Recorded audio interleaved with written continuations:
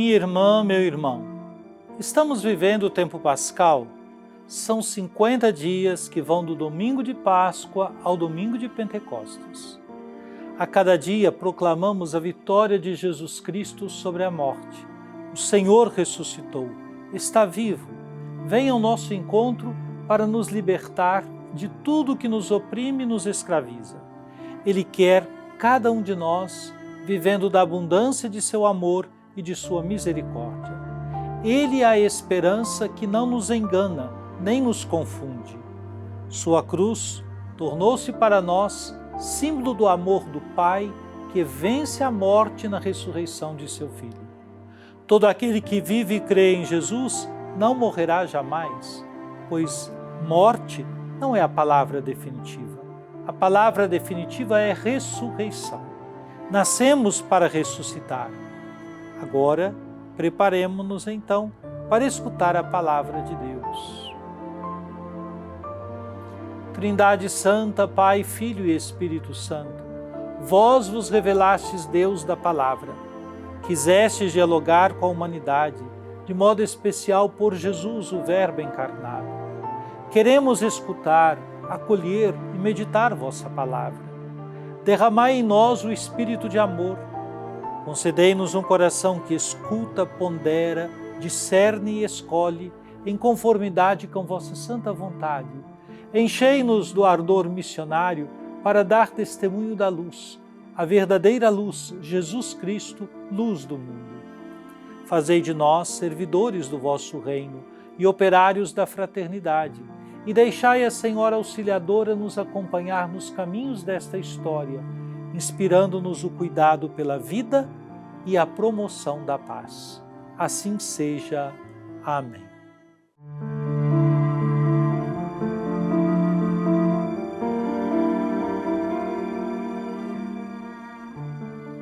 Naqueles dias, os guardas levaram os apóstolos e os apresentaram ao Sinédrio. O sumo sacerdote começou a interrogá-los, dizendo: Nós tínhamos proibido expressamente que vós ensinasseis em nome de Jesus. Apesar disso, enchestes a cidade de Jerusalém com a vossa doutrina, e ainda nos quereis tornar responsáveis pela morte desse homem. Então Pedro e os outros apóstolos responderam: É preciso obedecer a Deus antes que aos homens. O Deus de nossos pais ressuscitou Jesus, a quem vós matastes, pregando-o numa cruz. Deus, por seu poder, o exaltou, tornando-o guia supremo e salvador, para dar ao povo de Israel a conversão e o perdão dos seus pecados. E disso somos testemunhas, nós e o Espírito Santo, que Deus concedeu àqueles que lhe obedecem. Quando ouviram isto, ficaram furiosos e queriam matá-los.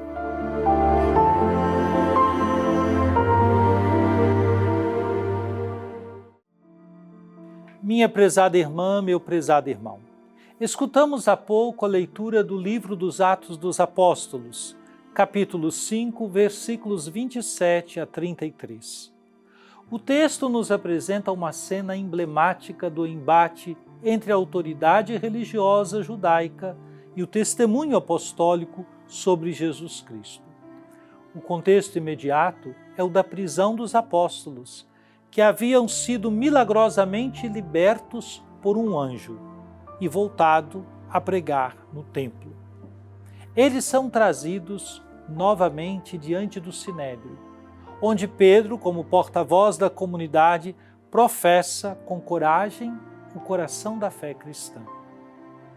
O sumo sacerdote repreende os apóstolos, acusando-os de desobedecerem à ordem explícita de não mais ensinar em nome de Jesus e de quererem fazer recair sobre nós o sangue desse homem, o que revela uma recusa em reconhecer sua responsabilidade na morte de Jesus. Aqui há uma ironia. Ao se recusar a pronunciar o nome de Jesus, desse homem, os líderes mostram sua cegueira espiritual e resistência à verdade.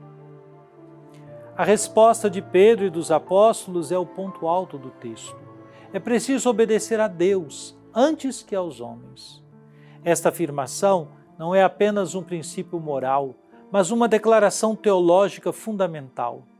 A obediência a Deus está acima de qualquer autoridade humana, sobretudo quando esta se opõe à verdade do Evangelho. Os apóstolos assumem sua missão com liberdade interior e fidelidade, conscientes de que sua autoridade deriva diretamente da ressurreição de Cristo. Nos versículos 30 a 32, Pedro retoma o querigma cristão. A morte de Jesus pelos líderes de Israel, sua ressurreição por Deus e sua exaltação como guia supremo e salvador. A proclamação da ressurreição aqui não é um simples consolo espiritual, mas uma denúncia profética. Jesus, rejeitado e crucificado, foi exaltado por Deus. A obediência dos apóstolos nasce dessa experiência transformadora.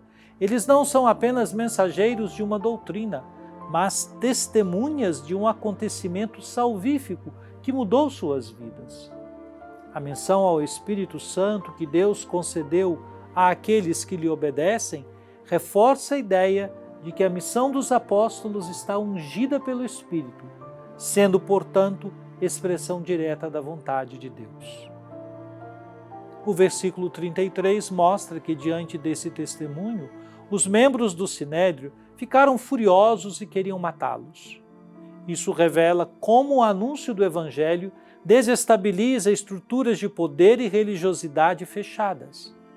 A palavra, quando proclamada com autenticidade, incomoda, questiona e convoca à conversão. Este texto inspira coragem aos cristãos de hoje. Em contextos em que a fé é marginalizada ou silenciada, os apóstolos nos ensinam a não ceder ao medo, mas a anunciar Cristo com convicção e integridade. A fidelidade à missão evangelizadora exige discernimento e resistência.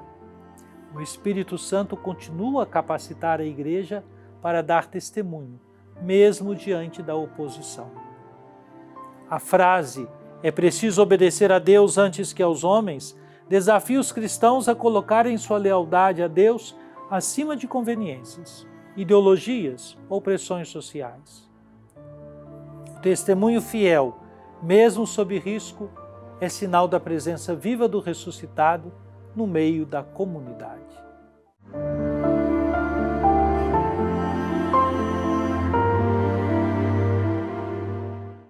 Oremos. Ó Divino Pai Eterno, tendo ouvido e meditado a palavra sagrada, concedei-nos dar testemunho da luz do vosso amado Filho, Jesus Cristo nosso Senhor. Ele que vive e reina convosco, na unidade do Espírito Santo. Amém. Venha sobre você, minha irmã, sobre você, meu irmão, sobre sua família e sua comunidade, a bênção de Deus, Pai, Filho e Espírito Santo. Amém.